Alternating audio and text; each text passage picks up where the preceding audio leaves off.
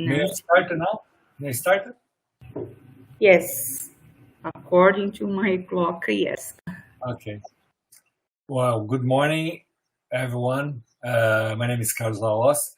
I'm honored to introduce Dr. Nancy Leveson, Professor of Aeronautics and Astronautics at MIT. Professor Leveson conducts research of all aspects of system safety, including design, operations, management, and social aspects. He's author of 2 books, Safeware and Engineer a Safe World, and now he's prepared for the 3rd book. Is probably is this next year. Dr. Leveson consults extensively in many industries on the ways to prevent accidents and has served on numerous national and international committees and accident investigations, including the expert consultant of Columbia accident. Thank you very much, Dr. Nancy. Please, your words. Thank you very much.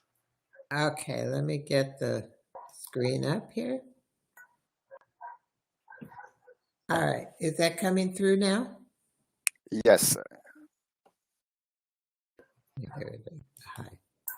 All right, thank you.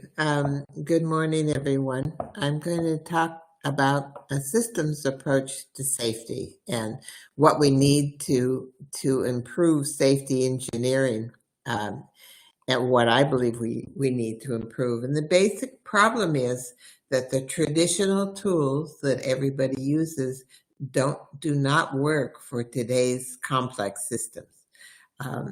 We need to treat software, hardware, humans, and social systems as a whole. So that's one of the problems. And we need to change the way we think and to create new models, new holistic system tools. The tools that we have are not going to work, and they aren't working anymore. Most of the new tools people are providing are simply variations of what we have already, and they aren't going to work. And I believe that we need a paradigm change, an extreme change in the way that we do safety engineering. And that's what I'm going to talk about today. So let me first start with how I define safety. We use a very general definition of safety: an accident, a mishap.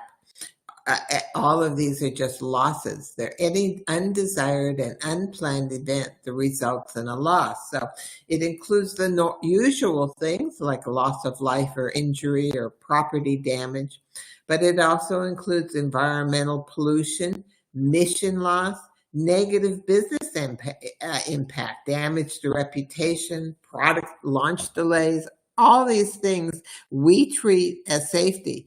And in fact, we can use the tools that you're going to hear about and the approach you're going to hear about today are being used now on any system property. It doesn't even have to be safety. They're really general system engineering tools.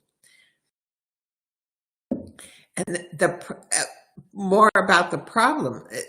All of the tools that we use today are very, very old. They're 50 to 75 years old, but our technology is very different today. If you look at this timeline here, you can see back in the 1940s, failure modes and effects analysis was created for reliability of electronic components.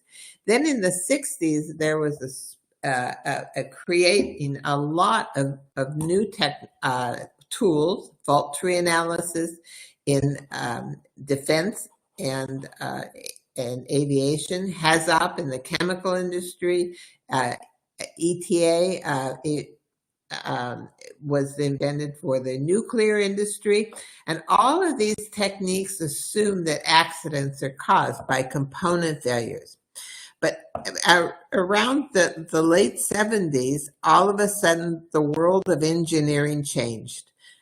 We had small computers, PCs were introduced, the microcomputers, and we introduced a lot of computer control in just about everything now, which resulted in exponential increases in complexity of the systems. New technology is being invented now. AI is being used extensively. And there's been changes in the role that humans play in systems.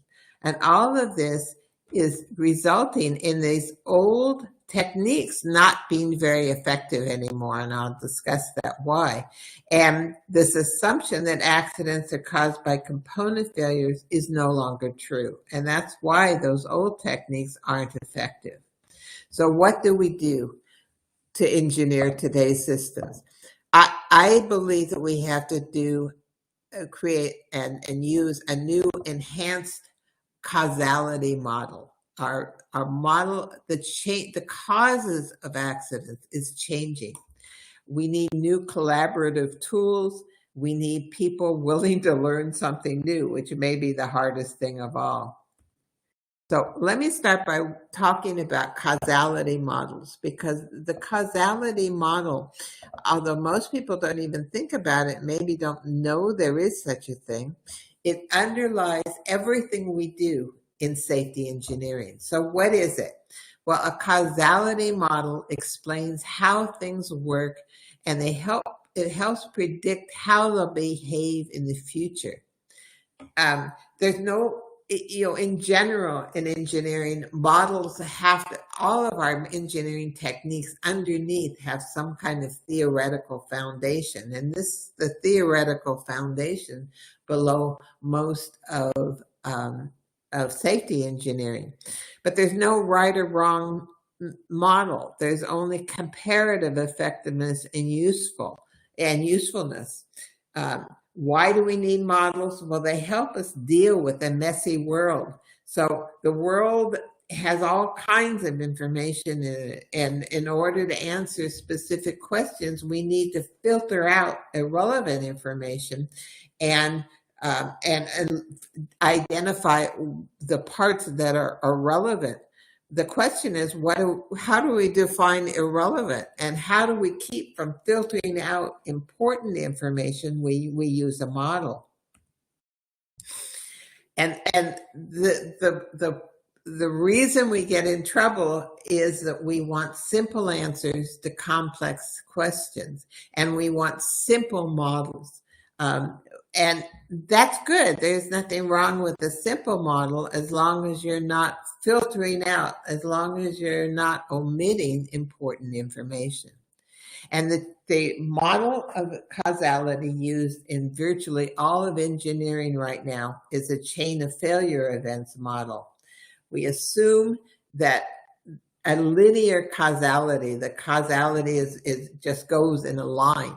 It's sequential events, and event 1 leads to event 2, which leads to event 3. So the valve sticks and breaks, and that leads to overflow of things, which leads to an explosion, say, for example.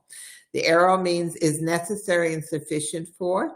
So it means that E2 happens if and only if E1 did. This is an old model of causality, goes back more than 200 years to Descartes and to the scientific revolution. It's very old. It has a nice, beautiful mathematical formation. Only one event then is the root or probable cause of this final loss event, and there's an assumption that the root or contributory causes are soon to be in the event chain. So we create the chain of events, and we use that to identify why accidents occurred, or to try and predict them and prevent them. It's very simple. The question is it useful? And does it leave out or filter out important causal factors in today's world? So the first thing is the selection of the root cause is arbitrary. We could put anything at the beginning of this, or we could just put something before. Why did the valve fail? Well, maybe something else happened before. Why do we have a root cause? Well, we like it because it makes things simple for us. Again, a nice simple model. We usually focus on the operator, the human operator, on physical failures. We ignore the system-related management factors. They're not in the events. What event is involved in the design of the aircraft or the design of pilot vehicle interface or competitive or productivity pressures that lead to people taking shortcuts? John Carroll's a professor in the Sloan School at Management School at MIT, and he uses this term that I really like called root cause seduction. We want a root cause because it makes the world easy and simple for us. So we make up a convenient one. It provides us with an illusion of control. So if there's just this one event, one root cause, then we can fix that and we're all done. Everything's just going to be fine in the future. It's not true, but we feel like it. So we fix the symptoms and not the process that led to those symptoms. We usually focus on our root cause of operator errors, called operator failures, which doesn't make much sense. Why? Well, they're almost always in the chain of events for an accident. So you can always select something that they did as the root cause because they're there.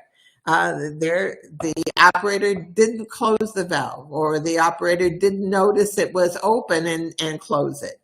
After a while, it becomes established that operators, that humans, cause most accidents. You've probably all heard the statistics. Everybody says 70 to 90% of accidents are caused by the operators.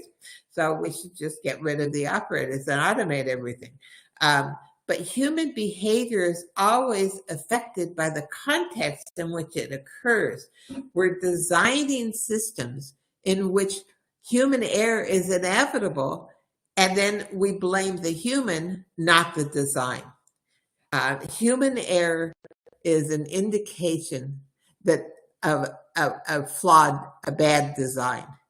We need to understand why operators behave the way they did and the reasons behind why the events occurred, not just what the events are.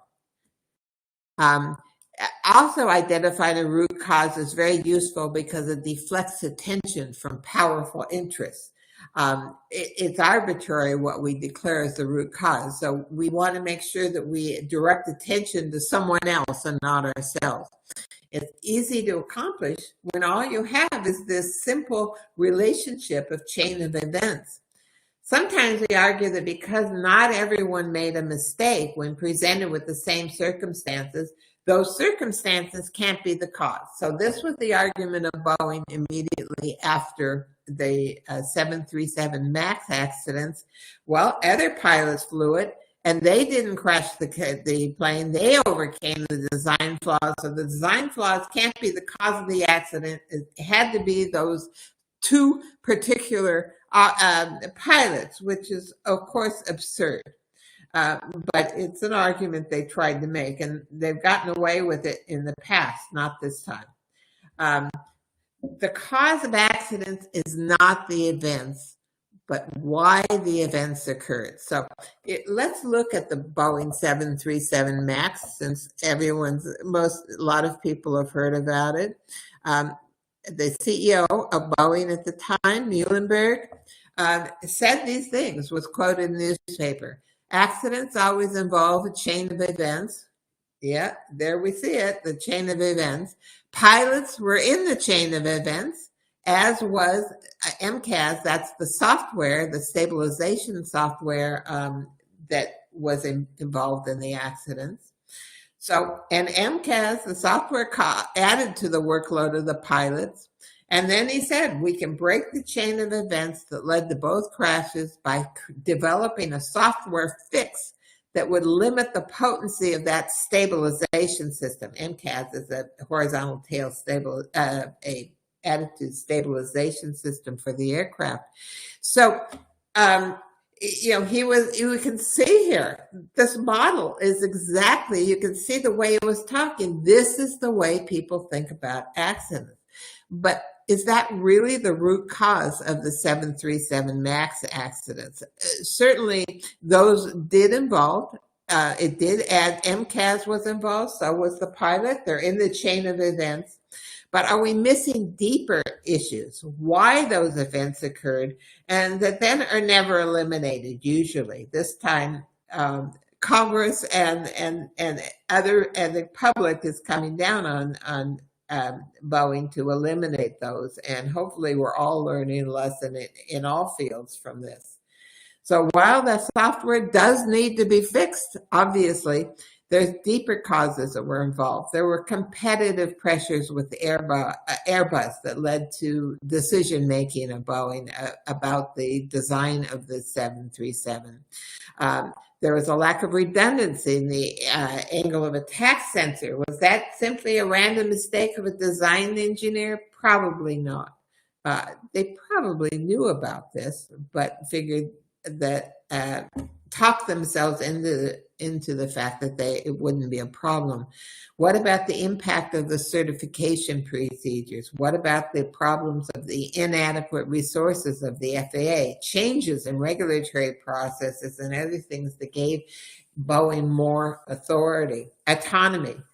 And the role, what was the role of the system engineering processes and procedures that were used at Boeing and are used by most companies to produce safety critical systems? It's not just Boeing. Unfortunately, they got caught up in this, and of course, really unfortunately for the victims of this, but those same software engineering procedures and processes are used by large numbers of companies, and they also are behind many accidents we have.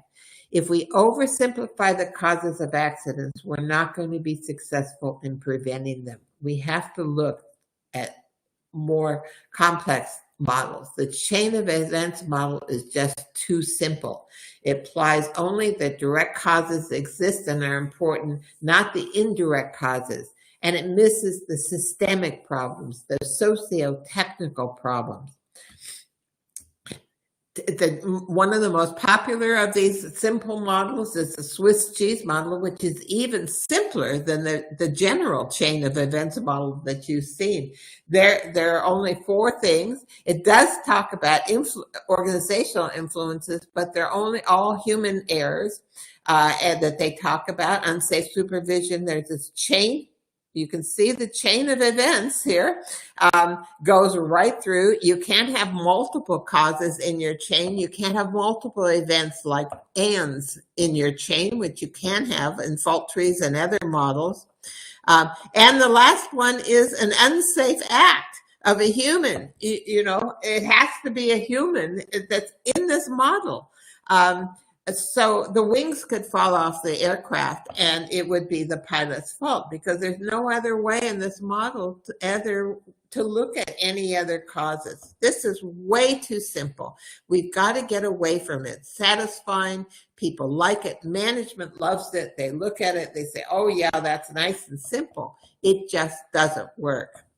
And there's all kinds of other incarnations. People think they have different models. They're all the same model with different analogies. Dominoes, Swiss cheese, bow ties. They're easily understood, but they're too simple for today's increasingly complex world. They used to be adequate when we were building simple questions. So simple systems. So the question's not whether the chain of events model is right or wrong, because that's not a useful question. It's not right or wrong. The question is whether it's useful, whether it provides an explanation that we can use to help prevent accidents. And so I believe we need to go beyond our current accident models. And that's what I want to talk about. What kind of accident model, underlying foundation do we need in safety engineering? Well, first of all, we need to capture more types of causality. linear causality you see on the upper left labeled A, that's a nice, simple linear causality. And some accidents, that's an adequate explanation. B is a different explanation. It says that events just all happened randomly at the same time. That sometimes happens. There are much more complex interactions between events, and there's circular causality. So let me talk a little more about that. Well, let me talk about first this C. And here's an accident that really happened. This was something called the Herald of Free Enterprise. It was a ferry, European ferry. And if we look at the chain of events across the top, the deckhand overslept. He didn't then close the doors it was a car ferry, so the doors where the ramps where the cars drive onto the ferry. The captain was in a hurry to leave. The bosun didn't check that the doors were closed. The ferry left the dock and the ferry capsized. Very simple. Nice chain of events. This is the way we look at, and almost all our safety analysis techniques work. They look at this nice thing, and we can see clearly it's the deckhand's fault and the captain's fault and the bosun's fault. So we have three people we can blame, and in fact they did. And the captain lost his license, and so did the bosun, and of course the deckhand got fired. And so we no longer have those people around. Does that solve the problem? Well, not really. If we look at it, it wasn't just these events that happened that involved. This is a tree. This is complex. I'm not going to go through it all, but at the very bottom of this diagram, you can see there were all kinds of things. Vessel operation was just one of the factors, how the ferry was operated. There was traffic scheduling, harbor design, passenger management, cargo management, vessel design. All of these different independent things and groups were making decisions, and these decisions impacted each other, and they didn't even know that the other people were making the decisions. And what happened then, they all went together and ended up in capsizing of the ferry and the loss of almost 300 lives. But if we only look at and fire that bosun, we're not going to find the problems with the way harbors are designed or the way cargo is managed and so on. Reality, and then I also said we have circular causality. Peter Senge, who was a brilliant man who is one of the leaders of the systems movement, said in a great book called The Fifth Discipline, reality is made up of circles, but we see straight lines.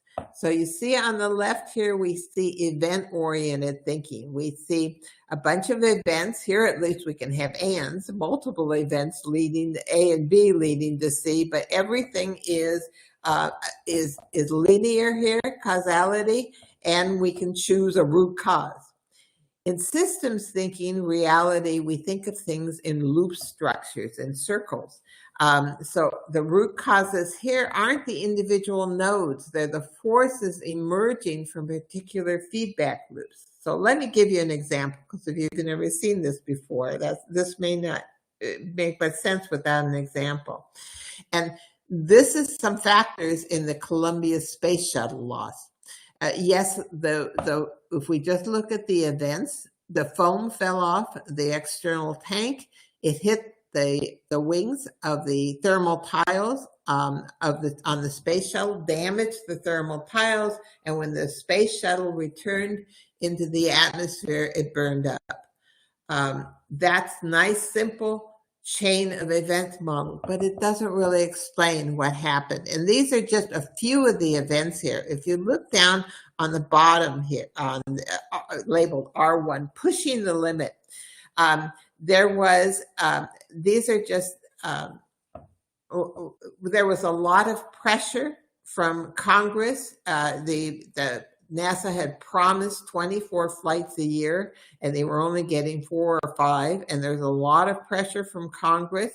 And so NASA was subjected to this performance pressure. That performance pressure actually did increase the launch rate, which increased the success rate, but that increased expectations, which created even more performance pressure.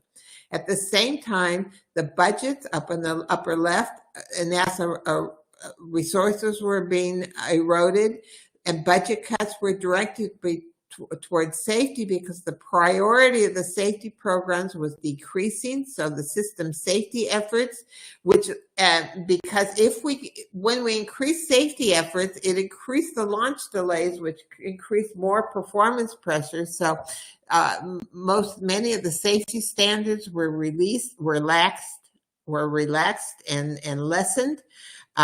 Complacency was created because we were having successes, and it takes a while for the erosion of the safety efforts to actually result in an accident, and so on. So this is, I don't have time to explain it. It's really not that difficult, but what it's basically saying is that we have to look at these other pressures and these other things that were happening to really understand why the accident occurred. It wasn't just a matter of foam falling off the spacecraft. That's just a small part of it, and we don't know how to fix that, but we can fix the other things. So that's what I mean. So that old causality model isn't enough. And we're going to also need new collaborative tools for people to work together. Here's, it's only a random failure, so it'll never happen again. This is this old assumption that under all the causality models that all accidents are caused by component failures. So here's an accident, and ask yourself what failed here. This was in Warsaw, an A320 Lufthansa aircraft was landing in very bad weather. Now, the software in the aircraft protects against activating the reverse thrusters. Those are the things that slow down the aircraft when it's landing. It changes the direction of the engine thrust, so it slows down. You can feel it when you're landing in an aircraft. But it's very dangerous for those to go off in the air because the aircraft will then stall and could crash. So there's protection put into the software to not allow the reverse thrusters to be activated by the pilots. They all assume, of course, the pilots are going to be awful, make a mistake, and the software is going to be perfect. So, but this time when they were landing, there was lots of rain, and the wheels hydroplaned, which meant they weren't turning as fast. There were other kinds of factors because how does the software know that the plane has landed? Well, it uses various factors, and it turned out in that case, those factors didn't hold. So the software didn't think that the plane had landed, wouldn't allow the pilots to activate the reverse thrusters, and it ran off the end of a runway into a small hill, which you can see the result here, the burned aircraft caught on fire. If you think about it, the software worked perfectly. The software didn't, quote, fail. The software worked exactly the way it was designed to work. It satisfied its requirements. It worked perfectly. The problem was an error in the overall requirements, the system engineering of the aircraft, not the software engineering. Here's another accident involving reverse thrusters. There have been several of them because the techniques we have now for certifying the airworthiness of aircraft cannot find this problem. Our new techniques can, but it can't. This was another airline, and it was a Tupolev aircraft. They were landing in Moscow. There was a soft touchdown, which just means that they made runway contact a little later than usual. And there was also a crosswind, which meant that the weight on wheel switches didn't activate, which is one of the clues that the software has that the aircraft is landed, and thus the reverse thruster system wouldn't deploy. But sounds like Moscow, but it was a little different, because in this case, the pilots believed that the reverse thrusters would be deployed like they always do. The pilots asked for the reverse thrusters and they assumed they would come on. But remember, they landed later than a little down the runway, so they had limited runway space. So in order to stop faster, the pilots engaged high engine power, but instead, because the reverse thrusters were on, it just accelerated the aircraft forwards, eventually colliding with a highway embankment. So in complex systems, the human and technical considerations can't be isolated. We have to combine human factors and the design of the aircraft, but we don't do a very good job of that. In fact, most of the time, human factors concentrate on the screen out, the design of the screen, the design of the controls, the design of the cockpit. The hardware and software engineers, on the other hand, concentrate on the screen in. In fact, it's even worse than that, because the hardware and the software engineers don't even, this is separated in certification of aircraft. And the software, they do something totally different that is completely useless. So most of the effort in certification, at least, is on the hardware. And nobody's paying much attention to the system as a whole. Yes, we have standards for designing the cockpits and designing the controls, the human factor standards, but nobody's looking at the integrated system. And now we're building systems where the design of this can cause direct errors by the humans, and then we blame the human, of course. So things like mode confusion, situation awareness errors, inconsistent behavior, all of this is related to the interaction of all of these things, the hardware, the software, and the humans all together. And we don't have techniques allow us to do that. So here's the lesson. Some of the things we need to fix. We need to look beyond the events to prevent accidents. Why did they occur? We need to look at the conditions that led to the accident, to the systemic factors that influence almost everything. Those you can't draw in a box with an arrow and assume a failure. These don't fit into that model.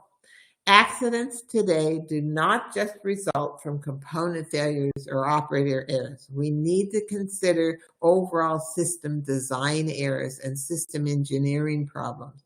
We cannot effectively tackle system safety without integrating human software and hardware engineering. So those are the problems. It was a long introduction, but those are the problems we're trying to solve. And now I'm going to tell you can we solve those? Well, the problem is complexity of our systems today. And there are three ways to cope with complexity: analytic decomposition, statistics, and systems theory. Let's start with what we normally always do, which is analytic decomposition. Again, this goes back to Descartes and the scientific revolution 200 years ago. We've all been taught to do this in engineering. We think of a system as different components that are interacting and operating independently, or we think about here as our chain of events as a behavior. We model in our minds, we model behavior as chain of events. And then what we do is examine each of the pieces separately and combine the results. So we look at and we analyze the reliability, for example, or the other aspects of safety of each of these components separately, and we try to combine them. But that assumes underneath that the separation doesn't distort the phenomenon. Each of these systems operates independently, that they act the same when they're working as the whole, that they aren't subject to feedback loops and nonlinear interactions that I talked about, and so on. And these assumptions were good assumptions for the types of systems we used to build, but they are no longer true in our systems today. So here, I assume with Embraer that many of you are in the aviation industry, but even if you're not, I'll explain it. This is the typical decomposition approach. It's in a standard called SAR 4761. It's the way that aircraft are certified for airworthiness, and it is in fact the same approach that used in every field. I'm just using this as an example, but every industry does this. So what they do is they start by breaking the aircraft functions into components. So here they're looking at not physical components, but functions, but it's the same thing. So the aircraft, the functions are controlling the thrust, controlling the flight path, determining orientation, and so on.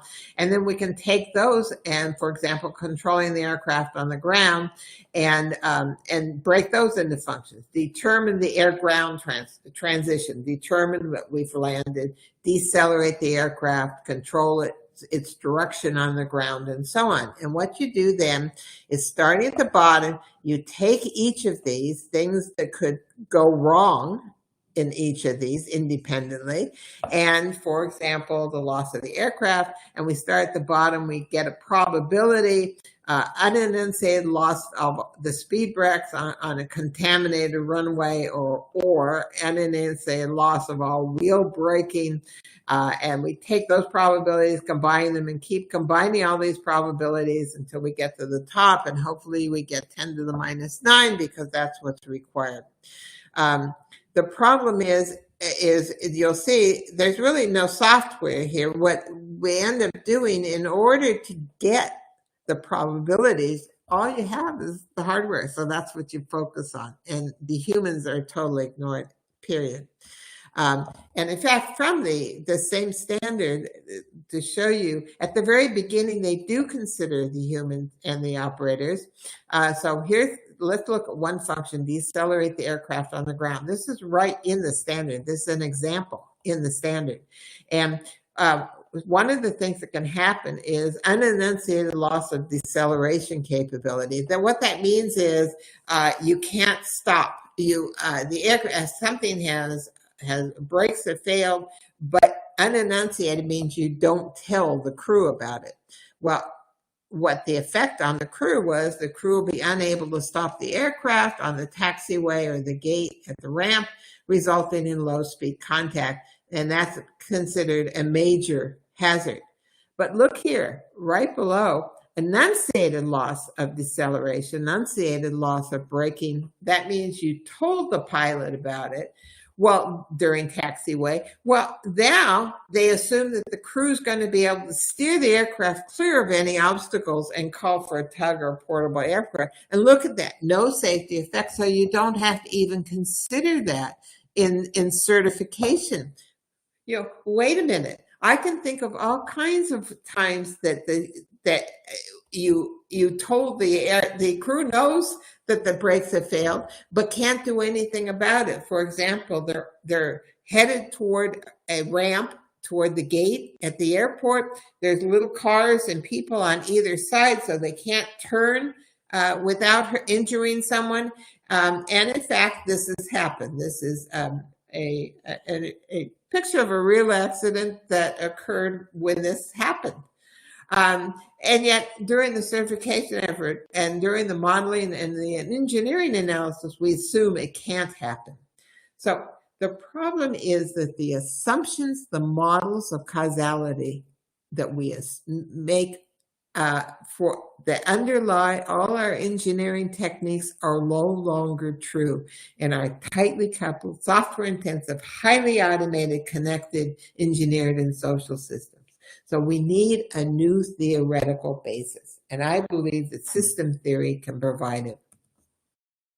If we look at this diagram, on one axis of this graph, I have degree of randomness on the y-axis. On the x-axis, I have degree of coupling or complexity. And if there's enough randomness in the system, we can use statistics up here at the top. And systems theory, that's called unorganized complexity. If it's random enough, there's millions and zillions, millions and millions and hundreds of millions of parts, then we can assume that this thing is random. But we don't have in an individual system hundreds or millions and millions of components. If there isn't enough randomness, we can use analytic decomposition, which is what we do. And systems theory, that's called organized simplicity, and it works up to a degree of coupling, which used to be, and complexity, which is what our systems used to be. But this big new area labeled organized complexity, these are the systems we're building today, and the old techniques don't work. But there's a solution. We can use systems theory. So what does systems theory says? Well, systems theory has this idea of emergent properties. We have our process here, but the components are more than just the sum of the parts. There are new properties that arise from the interactions among the components. This is where we get that saying, the whole is greater than the sum of its parts. Safety and security and other property, most system engineering properties are emergent properties. So how do you deal with an emergent property? Well, you try and control them, and we have to control. We can issue. This is a simple feedback control loop. We can issue control actions on the process. We somehow control the interaction of the behavior of the components, and also the individual component behavior, and we get feedback about that behavior. And that's the basic idea behind using system theory for safety. So, for example, we all know about it, air traffic control. We don't allow the planes to just go, every airline to optimize the path of every plane at any time, and then we would have chaos. So everybody would be landing in Rio de Janeiro and Sao Paulo all at 5 p.m. And so we have to control the interactions, and that's what air traffic control is. It controls the flight of the aircraft through, and not only does it control safety, but it also improves throughput, and throughput is just another emergent property. So here comes the paradigm change. What do I mean by the paradigm change? Well, the paradigm change for effective safety and security engineering is we change from this old idea of preventing failures and treating safety as a reliability problem to enforcing constraints, safety constraints, and treating safety as a control problem. And so the rest of the next 5 minutes, I promise I will finish and leave enough time for questions. I want to talk a little more about what do I mean by that. It's a very broad view of control. Behavior can be controlled by human operators, but it can also be controlled by system design. All the things we do now, redundancy, interlocks, fail-safe design is all included in this model, or through process of various kinds of processes we use to control, or through social controls, government regulatory, culture, the law, individual self-interest. All of these are controls, and we have to think of more than just the system design controls, which is where we focus now, or trying to control human operators. The controllers enforce safety constraints.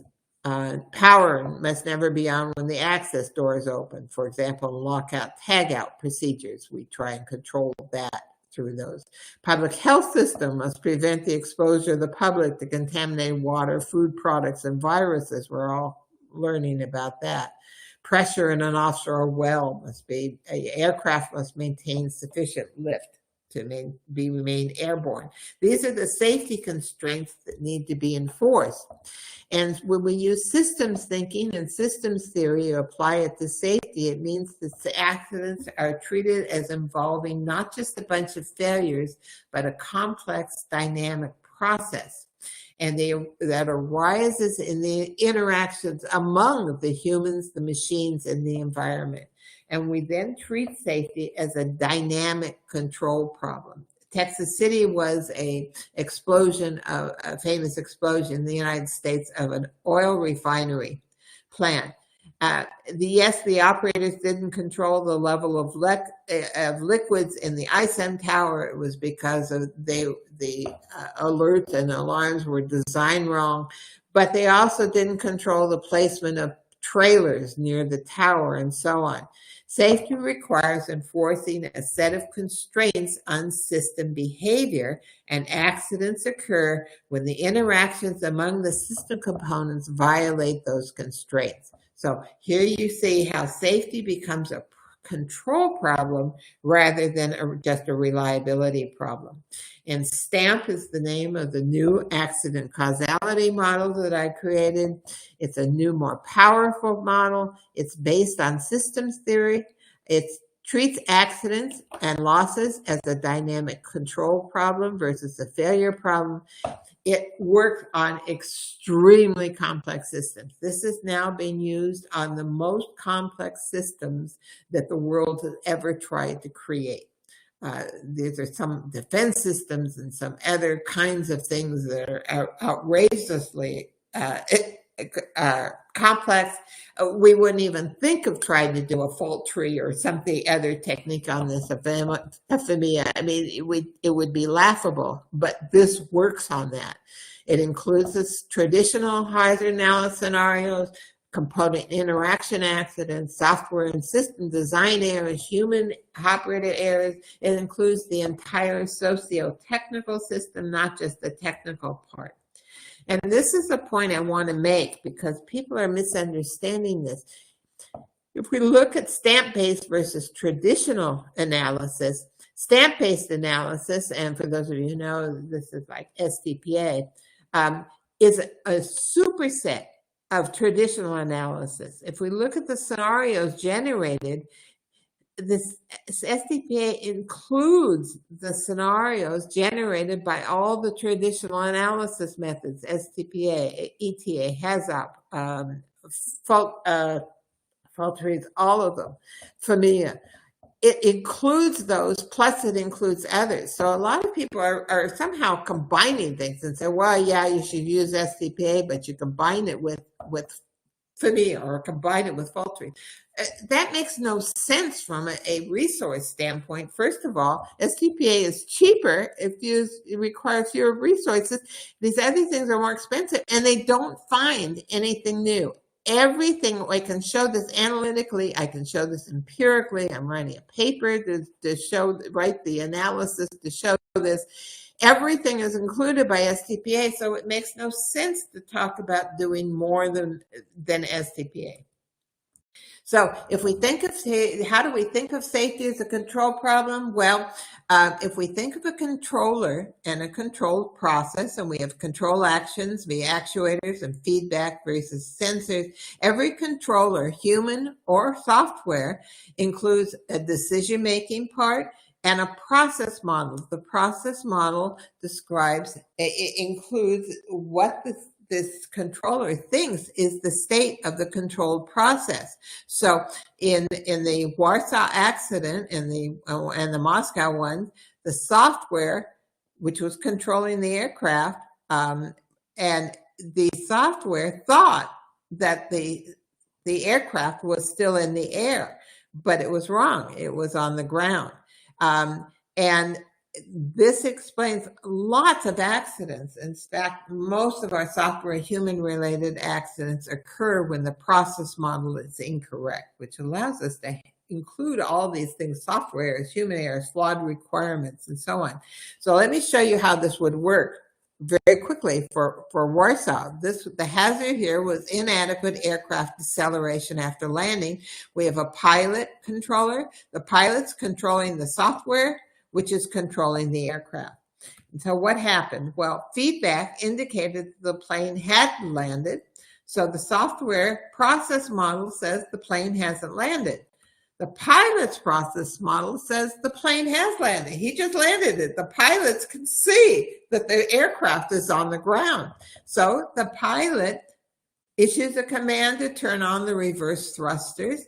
The software says, I'm going to ignore that. I was told that I'm not allowed to do that if the plane hasn't landed. And then we had the accident. In Moscow, it was slightly different. It starts the same thing. The same thing happened in Moscow because it's the same problem, design error, but there was that extra problem about thrust. The pilot, in the pilot's process model, says the reverse thrusters aren't going to come on. And I have a short runway. I need more power to stop. So the pilot, besides engaging the reverse thrust, also engaged high engine power.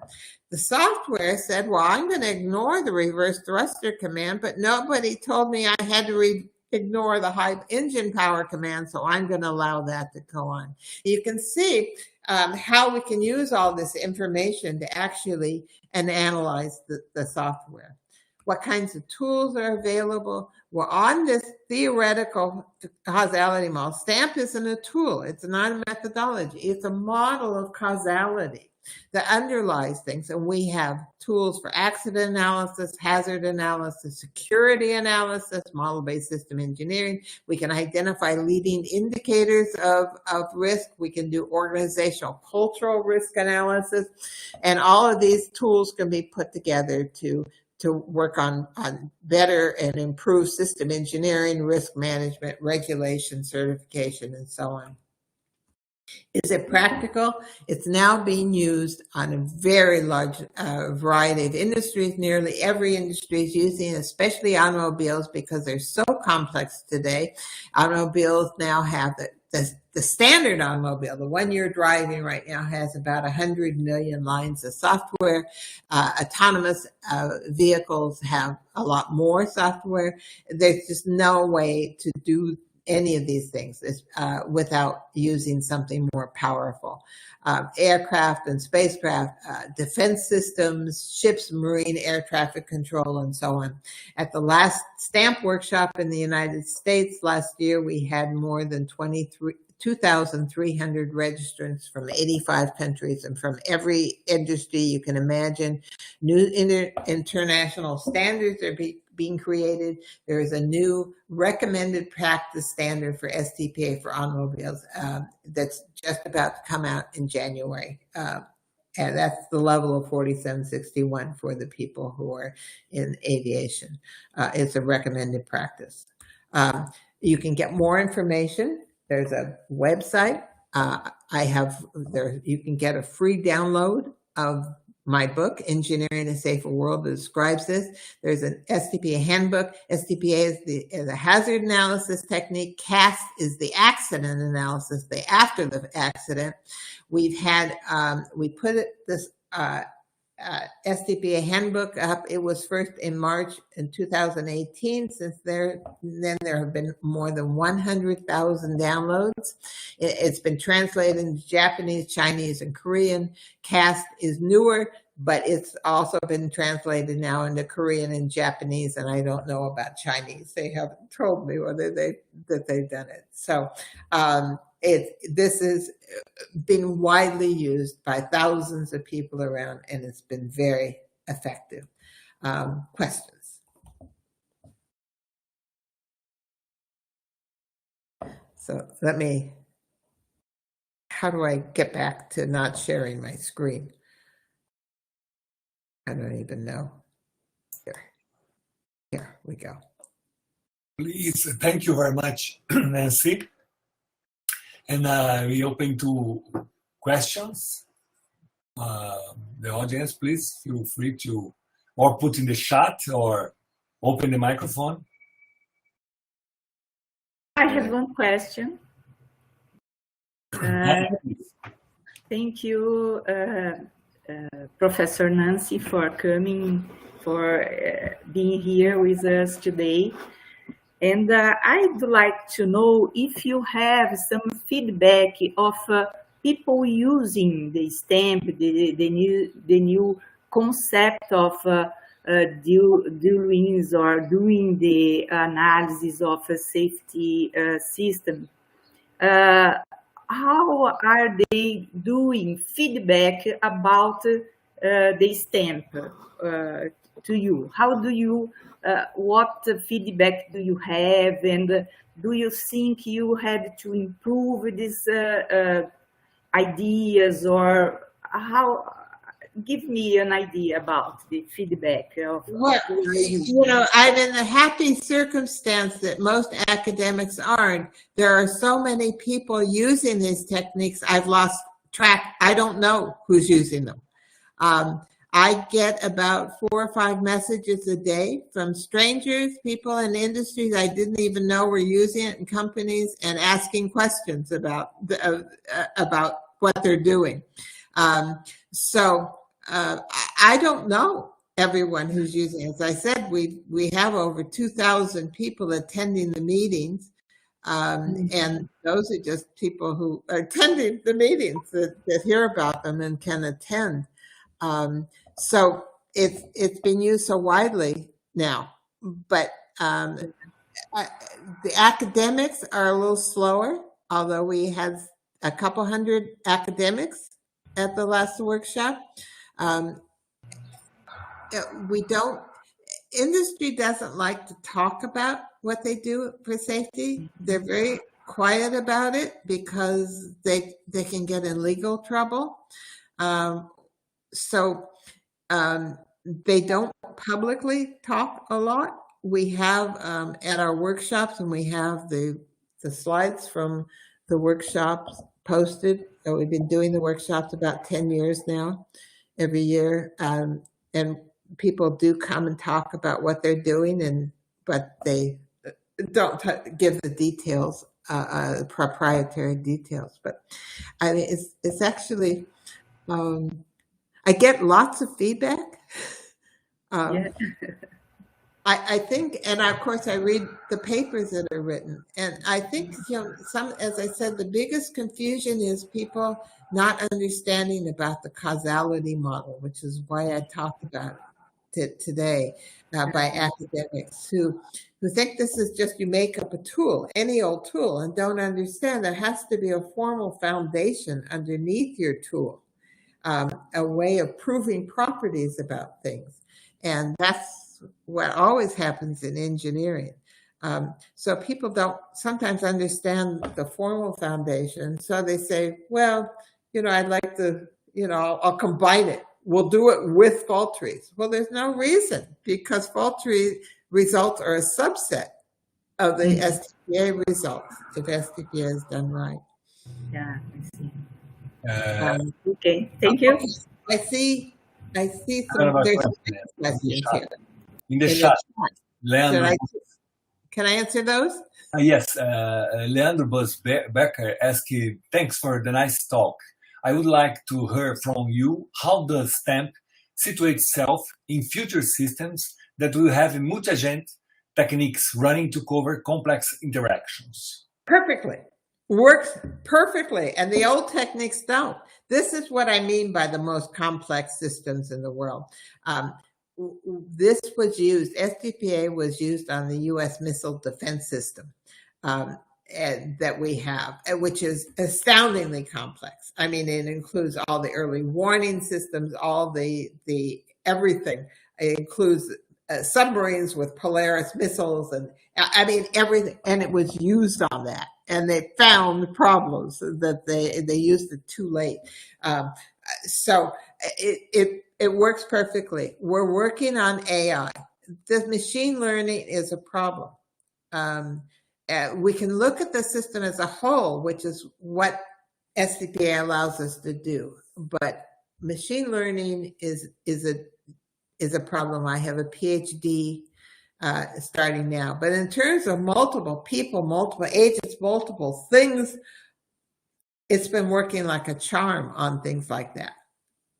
And it's the only one that really works.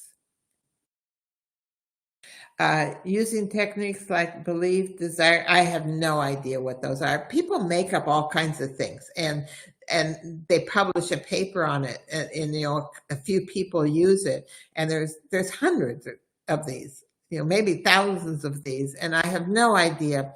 Belief, desire, and I've never heard of it. It's not used by anyone that I know of in the industry, and maybe one person uses it. I don't know, but it's not widely enough used. So I don't know. You're going to have to. We need things that common tools that everybody's using and everyone can learn, and just making up new things that turn out to be the exact same underlying. See, people don't understand there's an underlying causality model, and so they think they've got something new because they changed the names or they changed the words, and it's just the same. This sounds like just a typical human factors model. I didn't talk about we have more sophisticated human factors than I showed, but it sounds like the standard one with a different name. It's, what they use, whether it was a perceive, act, whatever. I mean, it sounds like the same thing with new names. I have a question for you. Well, I'd like to hear about your thoughts about how to the system now need to deal with the safety and security together, because one affects the other nowadays. Exactly. In the new system like aerospace or space systems affect with security and safety together. I'd like to hear about your thoughts about this.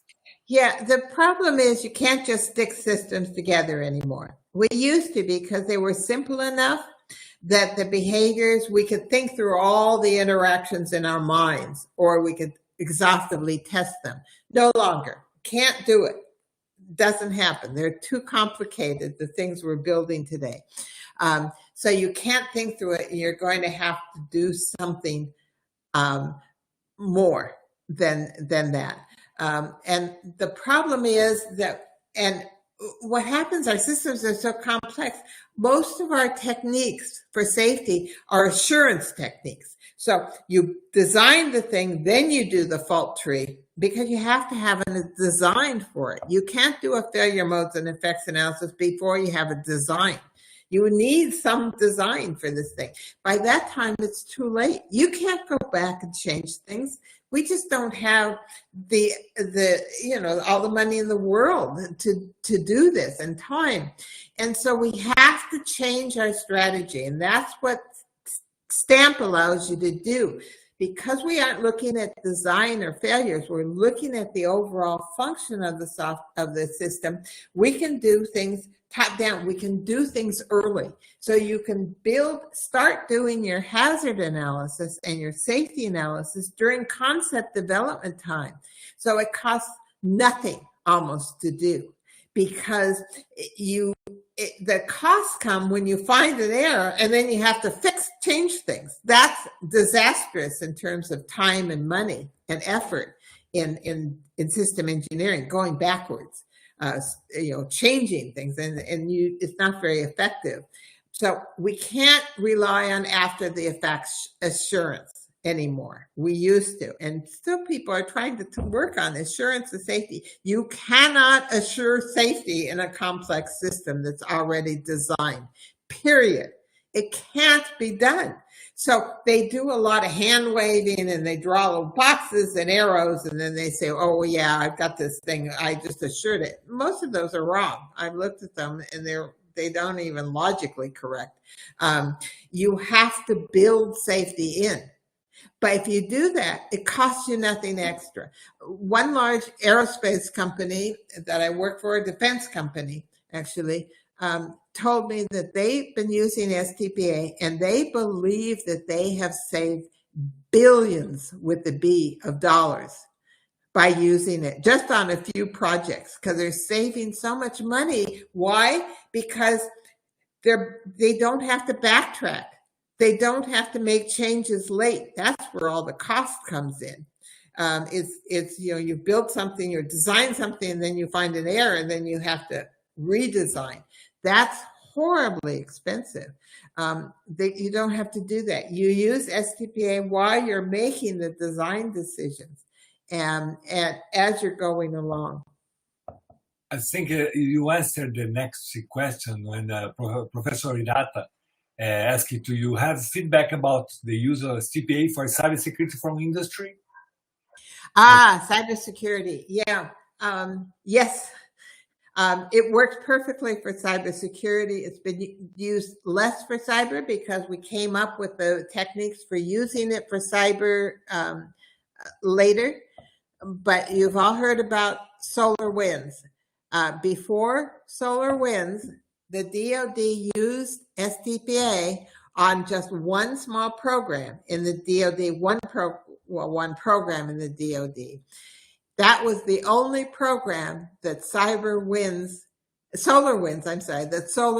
was not able to successfully attack. So not only is it being used for cybersecurity, but we now have proof that it's some empirical proof, at least, that it works. It's amazing. All of the things that Solar Winds took advantage of to break into the DoD system, those problems had been identified previously and fixed by STPA security, by using STPA on this DoD program, and therefore Solar Winds was ineffective. Thank you, Nancy. Well, we have on time to finish this section. Have more questions, please? Well, I would like to one more. Karina Carla. Embraer's been using this for a while. Yes. Regarding the question about application in industry, I have been applying here at Embraer lately and helps a lot generating requirements during conceptual studies. And by the way, thank you, Professor Nancy, Lahoz, and Hirata for the events. Well, that's exactly. Well, thank you for inviting me. This is exactly what I'm saying. This is where we're using it. We're all now at MIT. We're concentrating on getting requirements and doing this early because it just doesn't make sense to do the wrong thing and then find out it's wrong later and do it right.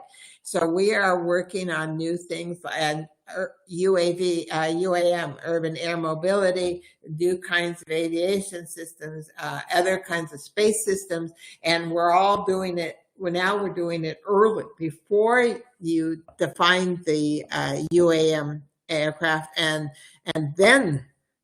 the system and build it to be safe and generate the requirements.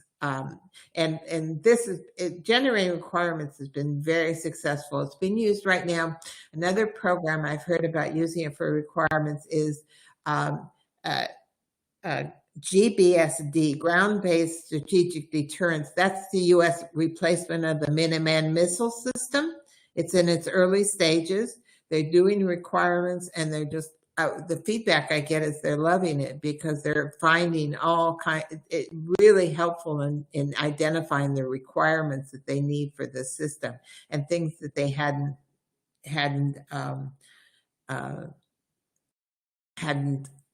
thought of. Nancy, I have another question. José Luis Conrad Hoffman. Good morning. Thank you for the very good talk. My question is related to data-centric view of systems. How does STAMP handle the expiration of data given systems constraints and criticality?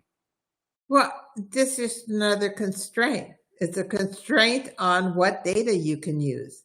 You need to enforce the constraint that you don't use expired data. That's a constraint. It works the same way. You have to control the use of the data.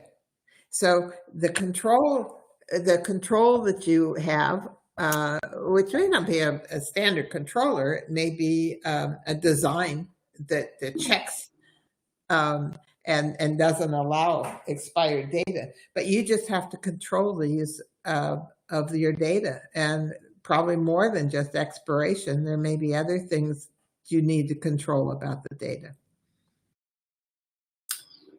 Well, I think it's time to close this section. Once again, Nancy, it's an honor for us your speech and to share your time with us, mainly in the special day in US, Thanksgiving Day. Thank you very much for the opportunity. I hope to see you in next workshop. I remember like the stamp workshop happened in US, Europe, and Japan. And now we established the first stamp workshop in Latin America.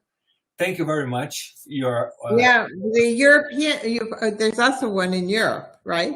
Europe, Japan, and now Latin America. With the US one is of course the largest one. It's been going the longest. It will be, I'll announce it right now, we just decided it's going to be the first week in June next year. We aren't sure. It will be virtual. We will have a virtual component, but we may be able to have a part of it that's also people actually gathering together in Boston. We're hoping, but it depends on the virus and nobody knows. It's hard to predict what the virus is going to do over the winter probably and spring. Thank you very much for all the audience and for Nancy again. We finished this section. The LADC continues after the lunch. Thank you very much, Nancy. All right. Thank you. Thank you. Bye-bye. Bye-bye. So I'll see you all. Okay.